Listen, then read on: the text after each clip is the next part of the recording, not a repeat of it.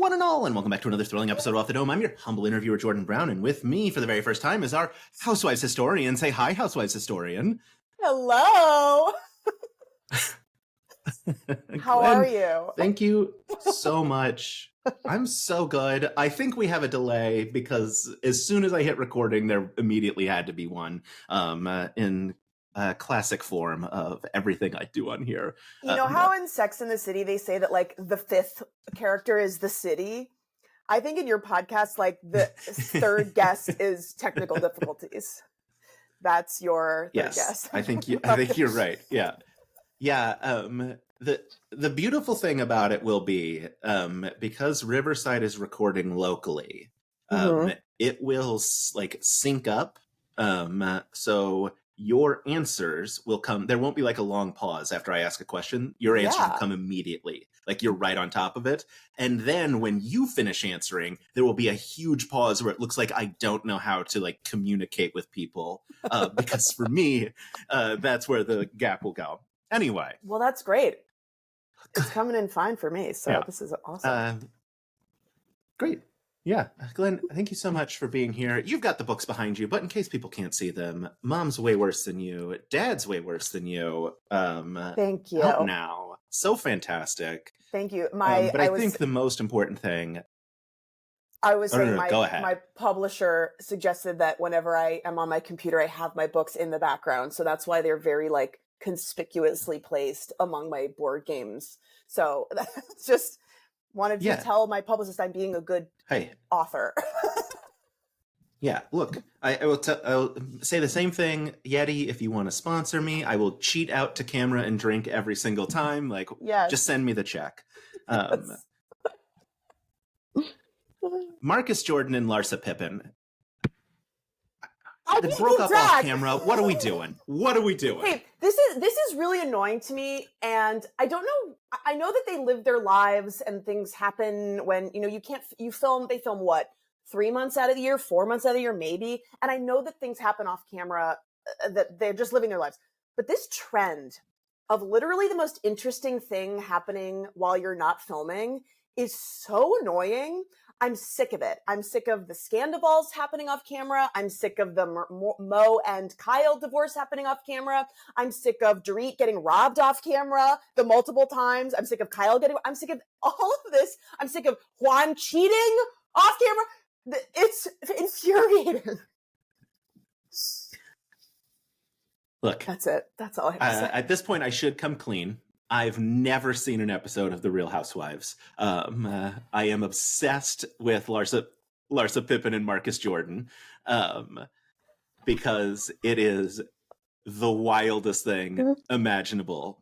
I also have a crack staff of researchers in that I text a friend of mine and say, hey, send me Housewives questions. So I've got some real doozies for you. The answers will just mean nothing to me. I feel like I just talked at you and you were like, just very politely nodding your head. Mm-hmm.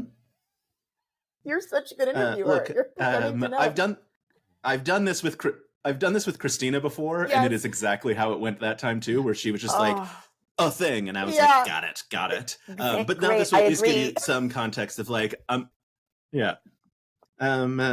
So here's my I just have questions ready for you. Yes. Okay. All right. Real Housewives of Atlanta. Why would Portia make her big return announcement using her new married name and then moments later divorce the guy? What's going on there? Can't we watch her marriage fall apart on TV like we want? Yeah. So here's the thing about Portia. I saw her on a plane recently to Atlanta, and she is so beautiful in person. I felt like Aphrodite was walking on the plane. I was like, oh my God. And she just walked by and was smiling. And I was like, should I say something to her? Of course, I'm a coward. I would never. And also, I don't want to bother this woman. As much as I love her, she is one of my favorite housewives of all time. I cannot keep track of the marriages. It's honestly, I would love to see a whole, like a taxonomical chart of like whose friend is whose and who is what or whatever. But, I could not tell you the last 3 men she's been I don't know. But I want to see it on camera. Right. That much, Please. yeah. I when I was texting my friend who writes my questions for me, she was like, "It's a nightmare right now. There's this huge break that we're gonna have with like no shows out because I didn't understand why, and then like all these things are happening off camera all across the like entire Housewives spectrum, and it's what are we doing, gang?" And then now there's this thing of like the most interesting things happening on the shows. You know, the whole Caroline Manzo, Brandy Glenn. Well, you might not know, but for listeners who enjoy this sort of thing, Caroline Manzo, Brandy Glanville debacle, like they aren't even airing now the interesting things that happened during filming because Caroline Manzo, I guess, is suing Bravo because she felt sexually assaulted on, like, I mean, it's good. Like, people should be, you know, standing up for themselves, but like, we're not, I think Bravo's just getting sued into not being able to make shows anymore. I think that's what's maybe happening. I just want to see people destroy their own lives. It seems bad. Please. I have one vice, and it is reality television. One vice. But just, that's all I want to see is people making bad decisions and then watching their lives implode. Yeah. Yeah. I would say, like, as someone who doesn't watch, I shouldn't say I've seen no episodes. I've seen one episode. And I instantly am going to forget everyone's names. The woman who has a fake leg and took it off and threw it. Aviva Drescher. Oh, thank you. My wife was watching. That's New York, I believe, right? Yes. Pre-New York. Great. Yes. So my wife was like in like a catch-up phase of New York a while back, and I knew that happened in the finale because I'm very online. Yes. My wife, not at all online, didn't know it was coming. Yeah, absolutely. And so like my wife didn't know it was coming, so I was like, "What episode are you on?" And she was like, "I'm in like 15 or whatever." And I was like, "How many are there?" And she's like, "There's whatever, 18." I'm like, "Cool. I'll be back in 3." Yes. It's like, I would like to watch the most poorly set up, the only thing fake about me is my leg, when no one called you fake, to try, like, just waiting for the moment and then it didn't land. Like, beautiful. It's like, that's a thing I miss about the old guard, is that they were all so gullible. Like, producers could sort of just like make them do whatever they wanted, but also in a way where they were excited to do whatever they wanted with no, like, they were so not media trained, and they all just looked however they looked, and like either bad plastic surgery or good, like they were how they were. And so you're never going to get another Sonia Morgan, who's like, you know, famously one of the most wild people, say the most crazy things you ever heard. And now I just feel like, especially with like the younger sort of like millennial, like the Summer House crew and the like Southern Charm crew and like the Vanderpump, like they're all getting too young and they're getting too savvy, and it's just a bummer. You can just tell. And Aviva was like pure, like, "Oh, you think this is really good?" Like, somebody gave you this line and you're such a bad actress, you can't learn how to make this look natural. And it was just perfect. So cringe. Yeah. The cringe was good. Yes. You can't wait for someone to call you fake to actually deliver the line properly. You're just going to jump at the moment you think you've got it. Yes. Perfect. Yeah. Speaking of Vanderpump, talk to me about Katie and Schwartz both dating Shiana's former nanny. I don't know if I named any of those people correctly. Okay, now I want to do a totally different interview where I just give you the written names of people in the Bravo universe and you pronounce them. So how far off was I? So Shiana? No, it's Sheena is just her name, but you calling her Shiana is so funny. Yikes. She would jump off a bridge if she there's heard you say There's a C in there. Sure, yeah. Yes. Sheena, yes. Sorry, what was the question? I was so delighted by your mispronunciation. Another like staple of me online is I don't know how to pronounce things. That's so funny. I once said Glasgow instead of Glasgow, and ooh boy, did I hear about it. Whatever. That's geography. Who cares? Yeah. Talk to me about nanny. Katie and Schwartz both dating Sheena's former nanny. Yeah, so again, I think her name is Tori, from what I remember, with like 2 I's or something, or maybe 3 R's, I have no idea. but she's like this young, like media savvy, like knows how to look good on camera. Her eyebrows are fully done. She's got the glow. She's got the lips done. Like, it's interesting, but it just feels a little, manufactured to me. Feels like she knows what's going on. She's really charming on camera in a way where you're like, did you take acting classes? Like, you know, she seems like she could be an actor in like a good way. We're like, oh, you know how to work a camera. You're good at this. So yeah, it's sort of fun, but again, I'm like, well, okay, which you wanted this. All right. It feels a little set up to me. It's a whiff. So fair. Yeah. So I will say, I will say, like, I am genuinely obsessed with the Larsa Pippen Marcus Jordan thing because I'm 40 years old, so very much like the right time frame for You're a child 40? watching the Bulls in the 90s. Wow. I am 40. Thank In you. a good way, you look 14. Maybe you were 14. I will happily take that. Your skincare routine must be 4 hours a night. You look great. I very much appreciate it. Yeah, there was a very long chunk of my life, like 20s and 30s, when people thought I was a teenager, and I was like, I hate this. And now I'm like, give it back, please. Oh my God. Isn't it great? Yeah. Yeah.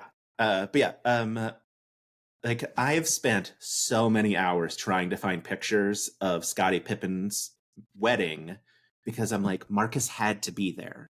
He was like he was an old enough child that like Michael for sure had to be there, right? Like it had to be like the wedding of the Chicago wedding, huge. And I just can't find any because, of course, if you search like Scottie Pippen wedding, it's just story. Yeah, pictures of like, is Larsa Pippen gonna marry Marcus Jordan? I'm like, just let me have the old pictures. Wait, do you know how old Marcus was when she got married to Scottie?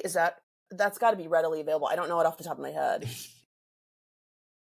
I don't know if he was like 7 or 8, I think. Like absolutely. I will look up because they got married in 1997. Because I am very seriously obsessed with this. So how old is Marcus now? He was born in 1990, so he should have been.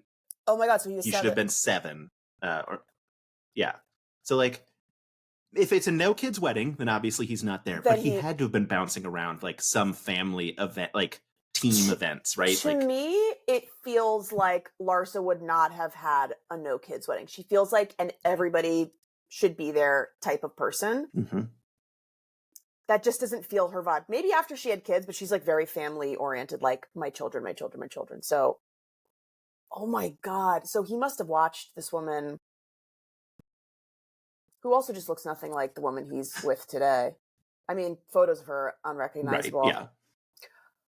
Wow. Yeah, I don't know how to feel about. I don't feel like excellent about an age gap that big, I guess. I don't know how I feel about age gaps in general. What is your opinion? Like, I guess like fine, go with God or whatever, but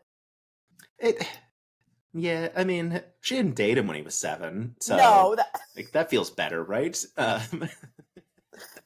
I have very strong opinions about that, and they were not what you'd think. Right, yes. Breaking news. Emmy-nominated writer. Glenn Boozan got into pedophilia. Breaking news. Yeah, I guess. Yeah, I mean, once they get like past a certain age, it feels fine. But post 30, I don't know. I'm like, I don't care. Everything about it's weird. Yeah, it is so interesting. I'm every time they break up, Christina sends me the DM like from whichever like Bravo Betches like Instagram account has posted it, and every time I'm something. Yeah, I know. Yes, I'm just God, I want her to be Larsa Pippen Jordan. I want it so bad. I mean, talk about collecting rings. of all Pippins and Jordans, she's been doing the best. My God, that's a talent. A lot of people can play basketball. Not everybody can fuck the 2 greatest basketball players of all time. or one of them's and one of their sons, not both, yeah. Right. So yeah. To me, that's harder than winning a basketball ring or my whatever. Favorite... Yeah, agreed. You're right, and you should say it. And I will say it loud, put it on a shirt. Yeah. My favorite part about it was, of course, like the first time I heard, when I heard like Larsa Pippen and Marcus Jordan, your brain is immediately like, how cute. Yeah. Scottie Pippen's daughter and Michael Jordan's son are dating. And then you find out the truth and you're like, wait, hold on. I need to do some math here. It's way cooler than that. Yeah. Yeah. Oh, yeah. Like, how recent of a wife? Oh, in the 90s. Okay. Yeah. Got it. The only one. Yeah. The original wife. Yeah. Yeah. Yeah. Yeah. Yeah. I say, as someone who doesn't watch reality shows very often, and like hasn't consumed Housewives, my God, the Actually episodes with you, Christina, and Izzy are like top 2. I think maybe behind New Dad episode, because I have a 2.5-year-old, so like a deep appreciation of like watching like them guess which is the real Cocomelon. Because like, as someone who watches Baby John and Cocomelon and every other knockoff there is, like in my brain, I'm like, oh, I hate them so much as well. But yes, the passion on the Actually couch for the Housewives episode. So good. Thank you. Mike Trapp actually had to very politely tell us to shut the fuck up backstage because we were like wasting all of our energy. Because the second we all three see each other, it's sort of like you have to like pull like dogs in heat off of each other at the dog park, where it's like we will not stop talking about reality TV at each other, and we just get so excited because it's like meeting somebody who speaks the same language instant, and we're just on it. And Mike had to very sweetly be like, hey, this is awesome. Glenn, you go to hair. Christina, you go to makeup. Do not speak. Izzy, go back. Like, save it, please. I beg of you, save it for the show. Because we just will tire ourselves out. It's just so much fun. And we never get that you can't do it at work. You can't do it like, in meetings with normal people. So when, the Bravo people meet each other, it's like we found our people, and it's just nice, So. Yeah. How did you get pulled into that circle of like Dropout Housewives specifically? So I'm like, in terms of like the Dropout universe, I'm sort of like an early game like NPC who like you meet at like the very like I'm like I sort of know everybody. Like I'm like a deep entry in the lore. Like maybe not even like like. So I actually, the first person I ever met from the Dropout universe was Emily Axford. We like knew each other in college because we were like in similar, she was like a little bit ahead of me, but like we were both in like improv groups together that performed at like improv festivals together in college. So I met Emily like early on, just truly met her and was like every single person who meets her is like, oh, I'm in love with you. So cool, so nice, so wonderful, just the funniest person you'll ever meet in your damn life. And then I think the next person I met was Brennan, because we also were in like a weird college improv group. And then I moved to New York and then I met him. And so we met like probably when we were like 21 or 22. And then I like continued to meet, and then I think I met Izzy independent, like later on. And then I knew like Mike Trapp and stuff, and from also UCB stuff back in New York. That's sort of where I came up. And then I had written for Adam Ruins Everything. So that's how I met Sam. But also I was friends with Elaine, his wife, through UCB. We were on like an improv team together for a second. So like I have all these very like tenuous. And then they knew, I think all of them, that I liked reality TV. And I think Izzy maybe suggested me or something because we were friends at that point. And they were like, oh, we know this person who's also obsessed, who this is the only talent I have to offer Dropout is that I know a lot about reality TV. So that's how long story long. Look, yeah. No, that is exactly what I need to get out of this interview. This is I fantastic. just figure your listeners yeah. love the Dropout verse, and so like, how do I fit into that? And just that's I want to give the nitty gritty backstory. I interview people who like paint miniatures for Dropout. Like nitty gritty is all we do here. Like they're talking brush size and paint type. Like, yeah. And a lot of times in those interviews, I also just kind of nod because I'm like, this is going to mean something to someone. Nothing to me, but it's going to mean something to someone. Yeah, right. Like, and look, I am a person who gets really into the nitty gritty of something I'm very interested in. So I get I like, oh yeah, I want to know every single possible angle of this. And, so I get it. Mm-hmm. Yeah. Yeah. So this is going to be such a tangent and such a waste of time, but it's so funny to me. And I haven't told anyone the story. So, I got to see, Vic Michaelis came into town. I live in Austin, for South by Southwest. And they put me on the guest list because, as I mentioned before we started recording, Vic and I have a podcast together. I don't really know what my life is anymore. Also, Vic is so nice that after I went to the show, like they put me and my wife on the guest list. We went to 2 shows. Then Vic texted me thanking me for coming, and I was like, "That's not how this works at all. God. Like you did the favor for me, not the other way around." Like Vic is so. I took a. Independently of Dropout, I took a movie writing class with Vic like a long time ago, and God, their movie was so funny, and I like think about it sometimes, and they're just so goddamn it. It's annoying how talented they are. Yeah. I don't like it. So talented, yeah, and so kind. That's the annoying part. Of just like part. You don't need to be that nice of yourself. You don't need to be nice. Yeah. Stop it. It was. I think we were 4. We've recorded 7 times together. I think we were fully 4 or 5 episodes in before I was like, okay, I think we're actually friends. And it isn't just like Vic is so nice, they won't say no to me. Right. Yeah. Every time I ask. Yeah. Because I could see that happening. That they nice themselves into things to kick it out. Yeah. Yes. But so I'm Matt Besser was on. There is a connection here. It was Improv for Humans was one of the shows. ASCAT was the other. I lived in LA for about a year. Adored UCB. Like went all the time. And grew up like one of the like formative comedy shows for me was UCB, the sketch show on Comedy Central. And one of my roommates and an old roommate and I like really loved the show. And so I texted him because he had texted me, like he texts me anytime he's going to see like a good comedy show. And so I was like, oh, going to see like Matt Besser. And he wrote back, is that Adair?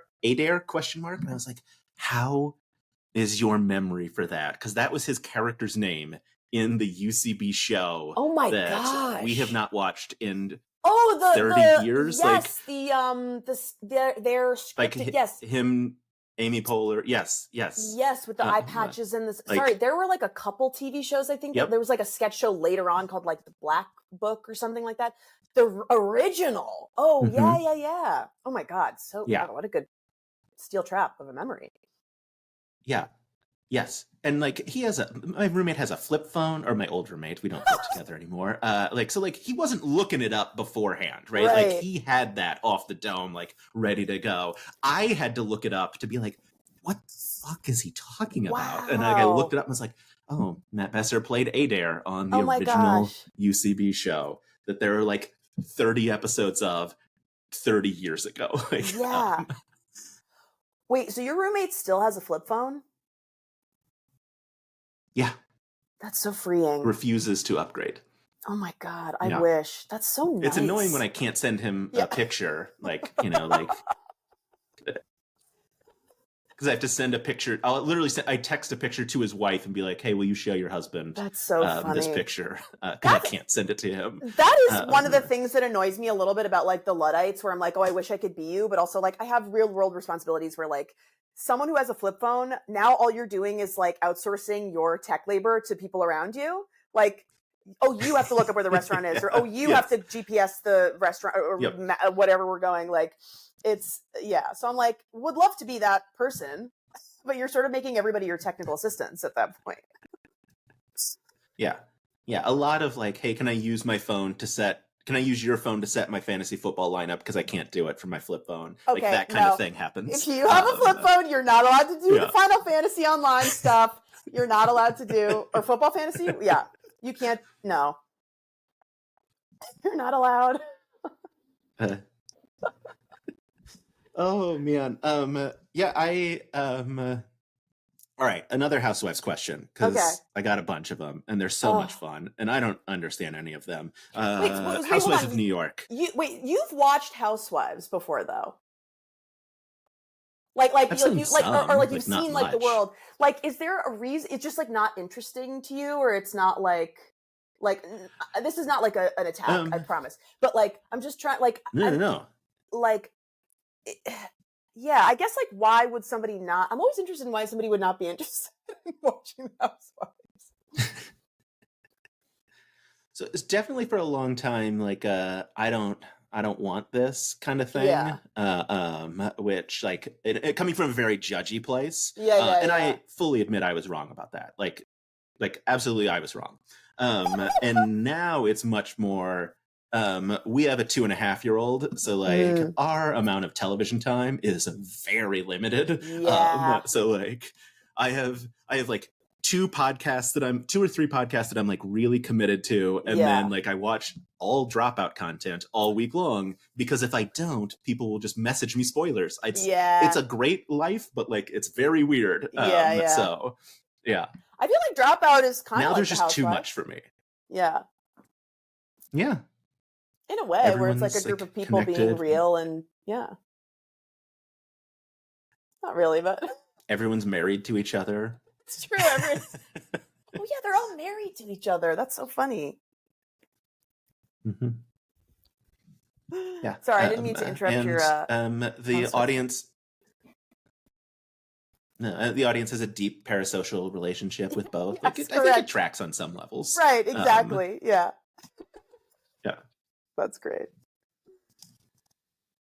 But yeah, so now it's too much. I've been told Salt Lake City is where I should jump in because it's so like contained and like there's such a small amount that I can really sink my teeth into it. And that I have watched the clip of, God, I'll never be able to remember what she said, but it was like the rumors clip. The rumors, like however you think that should be spelled. Oh, the rumors about her husband? Yeah. Yeah. Yes. Yeah. That's also I think like I said, I'm very online. Yeah. Right. That's so funny, right? Because you know all the memes, and so if you were to watch the shows, you'd be like, oh, that's the meme. Salt Lake is a good one to start with if you because it's only like 4 or 5 seasons now, I think. So it's you could catch up pretty quick if you wanted. Speaking of Salt Lake, were you happy with Angie K's addition, or should they have cast Angie Harrington and her messy husband instead? Agreed. They should have cast Angie H instead. Angie K, I don't know why they cast her, because I thought she had like all this social political power in Utah, and she came in so beta. I was like, I thought you were the one who was like paying for everyone's parties, and like I was confused as to why Angie H was not cast. I thought they should have brought both of them on. I think it's crazy that they didn't. I think it's weird when you bring one new housewife in on her own. I think it's sort of unfair to watch. And also, like, I just think Angie H is better friends with them than Angie K is the vibe that I was getting. Like, I didn't get the vibe. That's the one thing that I dislike about the new New York, is that none of them were friends, really, like true friends before this. They like knew of each other, I guess. But the whole first season of this new New York is like them being like, so like, where'd you grow up? And it's like, I don't give a fuck. Like, I want you guys to be screaming at each other from the gate, from the get. Like, I don't fucking care. And so they're like, well, my mom was mean to me when I was there, and they're like crying about their childhood trauma. And I'm like, that's fine, but like, it's all just introductions. Like, I want, at its core, the Housewives is about friendship. So that's sort of I thought they should have hired both Angies. And then it's fun because you get Angie and nobody knows who they're talking about. And her husband, God, the messy husband, what a missed opportunity to have like a new Joe Gorga on your hands, you know? I feel like this episode, I feel like my interview is going to be so boring to your fans who are like, Oh yeah, I don't know anything about the Housewives. Oh, no. This sucks. This sucks. People love excitement more than anything else. Okay, that's so like good. it's the same reason why people love the Housewives actually episodes, even the ones that like me who don't watch, is they're just like, these people care so much Oh well, that's nice. about a thing, and I am so excited to watch them care. We really you know what reality show? Oh yes, no. go. What go, were you go. gonna say? No, you go. Entirely unrelated, so please continue your stories. Christina and Izzy and I really want to do, and now we'll probably, because Iffy's the new host, right? Yes. Okay. We're going to have to ask if we can do this, but we really want to do like a fake reunion version of Actually, where we three get like full glam and show up and like do a show that's like rehashing the beef of the previous 2 episodes. Incredible. Absolutely here for it. I'll text Iffy right now to tell him that we should do that. Because he's the king now, and so he's in charge. Yeah. All right. Text him right now and see if he responds. I'll pull my phone up so that you can do it. Yeah. Say, hey, I'm on the horn with Glenn. You don't know who she is. I think you met a couple times. Just an idea for your show that you're in charge of now. She has an idea for your show. Full glam reunion of the Housewives couch for season 10, rehashing last ep beef. Thoughts? And it's just question mark. It's great. Funny to me. It's funny because we've only recorded 2 episodes of the Actually. Why are there balloons happening? Why there just were balloons on my screen? Oh, Did you see that? If you do this, I think balloons come up when you piece. Is it? Maybe not. Something happens. I know, like confetti. Okay. I know that's a thing that happens. Yeah. Right. But yeah, I want to do like packages, like flashback packages to like just the very little amount of time that we've spent together in the past 2 episodes, like those like black and white, like sepia tone, like callbacks to like, that is not what I said. That is not what I said. Like just. God, and like truly use like the very important people, so makeup artists who like full glam, like just pull my face back like I've had so much work done I can't even breathe. Glenn, you look like you've gotten it would be so in between good. seasons a little bit of work done. Yes, I have. Oh, I love that. It would be incredible. I will say, I believe Iffy is currently on vacation in like a ski vacation based on his Instagram pictures, so he may not respond right away. So we should probably call the ski lodge and tell him to, hey, can you get off the mountain real quick? Check your phone, because we have something really important to talk to you about. We have very pressing information. If you could find a good Wi-Fi connection and just hop on to this interview so we could pitch this idea to you right now. Get off the mountain. Get one of the St. Bernards to find him and get him off the mountain. Yeah. Exactly. Yeah. This makes sense to me. God, I can't wait for him to see this unhinged text from me. Absolutely unhinged. The thing he definitely thought I would do when he gave me his phone number a month ago. That's his fault. That's absolutely his fault. Yeah. Wow. Yep. Sure, I was moderating the Actually panel at PAX East, and he gave it to me so that we could communicate about like where things were going. But I think what he really wanted was after the panel had happened for me to text him ideas about Actually season 10. Absolutely. That's polite of you to assume that, because he was probably too nervous to say that to you, that he wanted you to communicate some of these crazy ideas. Yeah. What if you responded like on a plane home? Greatest idea I've ever heard. Thank you for texting me. Cutting my vacation short. I mean, probably wouldn't cut his vacation short, but like I could see him being like, "Yeah, this is a great idea. We're gonna do this." All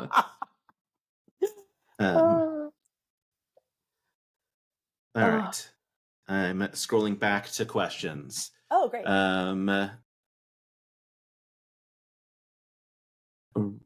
Real Housewives of, let's say, Oh Beverly wait, Hills. like, I How have a sick of question the for Kyle you. Morgan storyline are you? Yes. Oh wait, Yes. so you're a new dad, you said, sort of relatively, right? Yes. Well, So how's that been? new-ish, two and a half. Yeah. Oh, Like, okay. it's a lot. Yeah. This made me feel better. Oh, that's very sweet. Plug for the book. Yeah, I asked because I'm truly obsessed with I parenting. genuinely cried at the end of this. Did you? That's what I Yeah. wanted. Yeah. That's what I wanted. No, I'm kidding. I wasn't prepared for it because I had read like the New Moms one. A friend like got us all like we have several friends in our friend group like all got kind of pregnant around the same time. Oh, that's nice.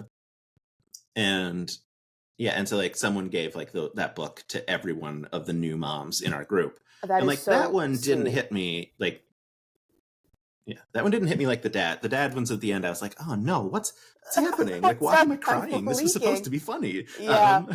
So that's sort of what I did with the books, where it's sort. I was the mom's book was sort of like sentimentality first, and then surprise you with like sometimes the book's a little funny.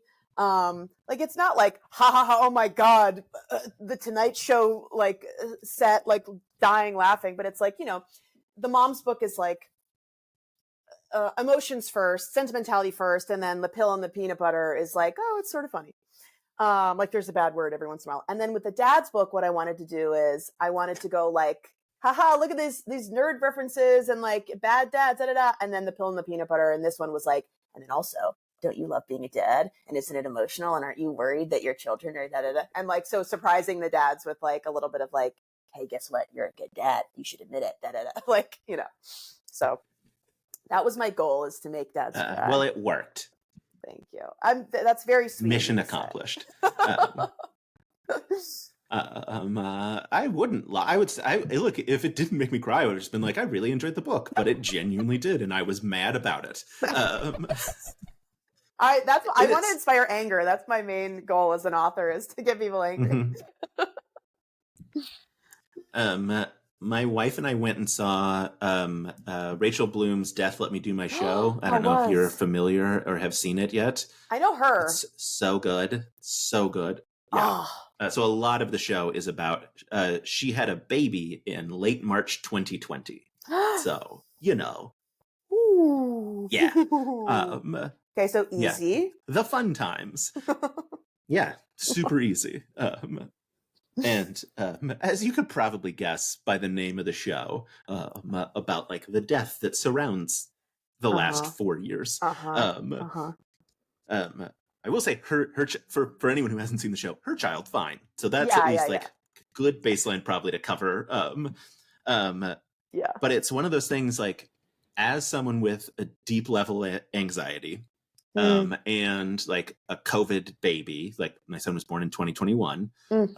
So like things were better, but not great. Like it hit me on a lot of levels of just like, okay. Yeah, no, I feel this. Yeah. So. Wow. But it's the best. Like, I love being a dad. It's so much fun. Like, what's your kid like? What are they like? He's so funny. So his name is Parker. Why am I going to try to point? I never can do this. It's behind me. There's a Spider-Man on my wall. Totally wrong. Yeah. Yep. But name for Peter Parker, Spider-Man, because this is a deeply nerdy household. Oh, that's great. And so, yeah. Speaking of things that made me cry, right before he was born, so he's born June 2021.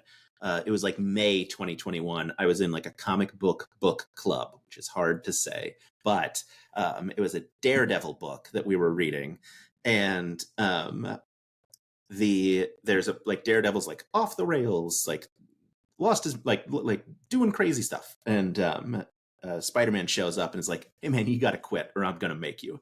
And Daredevil's like, oh, if he's here and he says this, like then I'm really like in trouble. And there's a point where like Daredevil hears his heart, and he's like, it's the steady, like strongest heart imaginable. Like he's the, and like I'm sobbing while I'm reading this, and we've told no one what we're going to name him, because it's like he's the best of us thing, and I'm just like, I really like that scene at the book club, and I can't be like, because in a month my son is going to be named this. Yeah. This is sort of a sign that the name we picked was really good. Yeah. Oh, that's really emotional. Yeah. Oh. So you can see why your book got me. Yeah. And then I also assume your son can like walk on walls and ceilings and stuff too, right? Yeah, and, like, absolutely. Can, like, lift he does cars. like to touch the ceiling. He stands on my shoulders. Mm-hmm. It's fun. Yep. Okay, so you're fun. Yeah, we've just been letting spiders bite him a lot. Just. Yeah.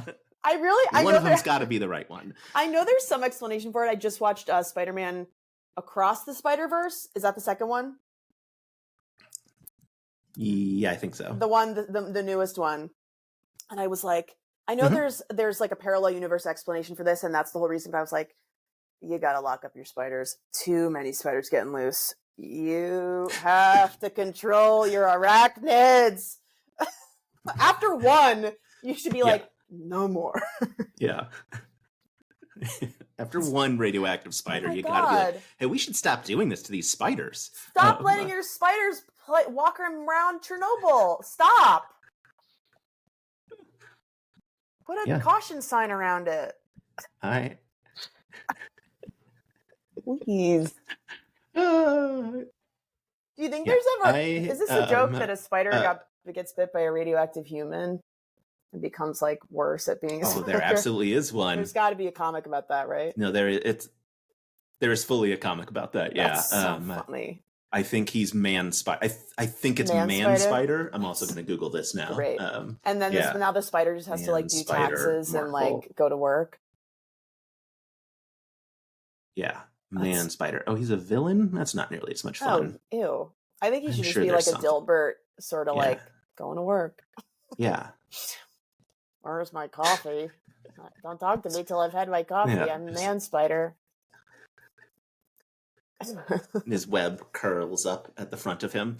That's a solid Dilbert reference. That's a good Dilbert reference. That's great. Wow. Okay, we got some Dilberts. I do want it on the record. Not a fan of Dilbert or the creator. I want that officially on the record. No, Dilbert is unfunny, and the man behind it is a bad person. Agreed. It is a joke reference. It is not a thing we are into. No. Oh man. But my son, very funny, absolutely delightful. Is I think really smart, seems very smart, which is also very fun. But like terrifying. But like just doesn't miss stuff. So my wife was showing him a video from when I think it was a year ago. So he would have been a year and a half. And it was we moved this past summer. So it was at our old house, and he has this like playhouse that is outside here, but was inside his room at the old house. And he sees that in the video and goes, "Why is my house in my room?" And my wife goes, "Oh, well, at the old house, your house was in your room." And he goes, "Can I bring my house in my room now?" Just like immediately like clocked that and was like, "No, I want that inside." Whoa. Spatially, I don't know if I could put those things. I don't know if I could do what he's doing. Yeah. Wow, that is cool.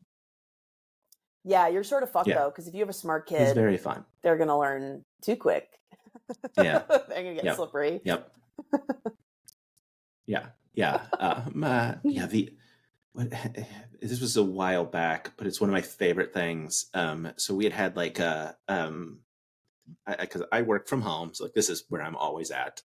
And I'd come out, and my wife and my son were playing on the couch. I sat down. He got mad and tried to push me off the couch. So I like hooked my arm around him and picked him up, and that made him way angrier. And so then very shortly after, he and I go for a walk, and he's in his stroller, and we're talking about whatever, and he says something about like that it made him mad when I picked him up. And I was like, yeah, I know, but I was playing. I'm sorry. And he said, Daddy, do you like me? And I like stopped the stroller and like got down on his level. And I was like, Bud, I love you more than anything in the world. And then he looked me right in the face and went, so like incredible comedic timing. Like that's just like so funny. Fully. Oh my God. Yeah. That's perfect. Oh, do you like me? We also did this very like, do you like me?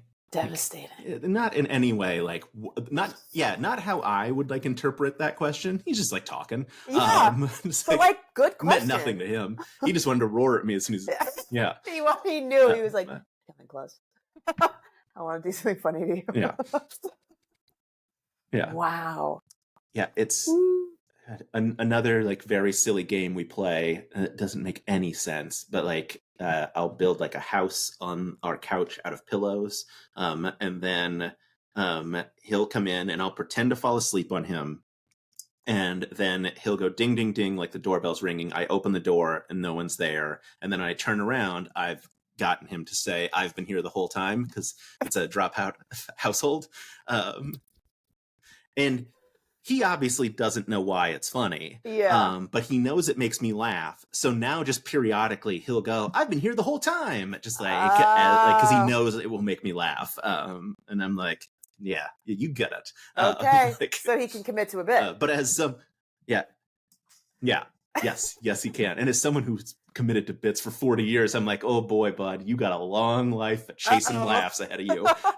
Like, yeah. It is really wild watching kids learn how to be funny in real time. Cause like my nieces are like doing this and like, they're like 4 and 5 and they'll say the funny thing that they're like, oh, my mom and dad love this. Oh, like Auntie Gigi like loves this. And they'll say it over and over again and it'll get diminishing returns as laughs, as things do. Mm-hmm. And they'll be like, you can see the gears turning of like, oh, interesting. Why, when I say this 5 times in a row, is it like less funny? Interesting. And like, it's very fascinating watching like neural pathways be formed right in front of you. Yeah. It's so bizarre. Like every time like he does anything, you're just like, how? Like the other day he said, it was another one where he said to my wife, he's like, do you like me? And my wife was like, yeah, I love you so much. And he goes, even though I'm cantankerous sometimes. And I was like, how do you know that word? And how did you use it correctly? Oh my God. Yeah. Okay. Your child might have been bit already by a radioactive spider because yes, he's really smart. Yeah. Cantankerous? That's a fun word for kids to say. Wow. Holy crap. It is very fun. Yeah. Yeah. I mean, like a couple months ago, he said there was a bear on a roof, but currently he was at our front door. And we're like, you just locked down currently so correctly. Wow. Like there isn't a bear in either of these places, but you used the words right. And it's very strange because you're not 3 yet. Right. So it is also terrifying because I'm like, oh, you're going to be smarter than me. And I don't like, that's fine. Very happy for you. But like at some point it's going to make like homework difficult because I'm not going to be able to answer your questions. No, I see homework that like kids have these days. And like at some point I knew that I did know how to do this.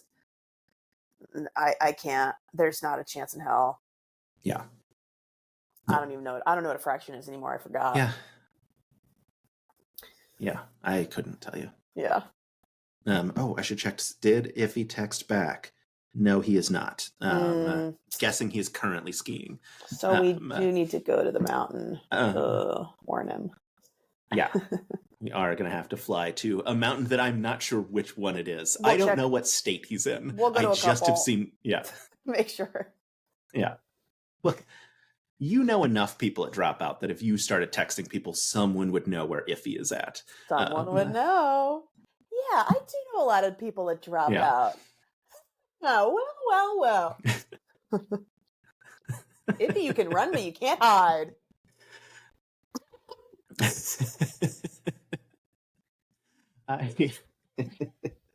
A reality show that I did love.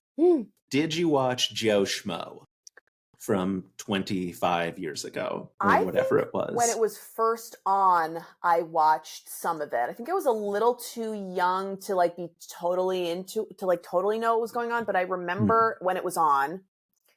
And I remember I am not like a huge, despite some of my writing credits, I'm not like a huge prank person. So like so I remember it feeling, oh, this is I didn't have the word for it at the time, but I remember feeling like, whatever I felt the word gaslighting was, but didn't have the language for it at the time. I think I just was like, why? Right. Why are we lying to this man? Yeah, he seems very nice. Yeah, And I sort of still the thing feel that about way. that show is I think about the way he said, "What is going on?" Yes. Probably once a week, and have for fully 30 years. Just like it has entered my brain in a way that it will never leave. And when Jury Duty came out recently, and it was like people were comparing it, like it brought all of that back so much, and I was like, no, I was finally free of what is going on, and now it's back forever. It's such an earworm the way he says it. Yeah. Yeah. So, deeply upsetting. I don't know what the word for it would be. Okay. New Jersey.